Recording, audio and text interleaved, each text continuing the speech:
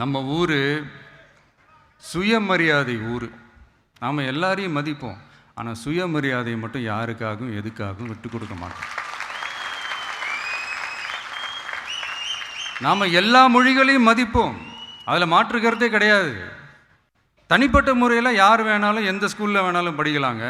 உனக்கு எந்த மொழி வேணுமோ, எப்போ கற்றுக்கணுமோ, உனக்கு எப்போ தோணுதோ கற்றுக்கலாம்.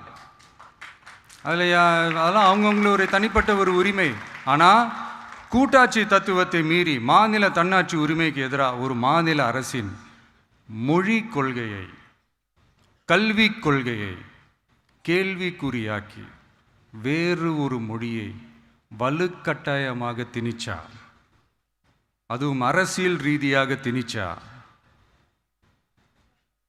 எப்படி ப்ரோ?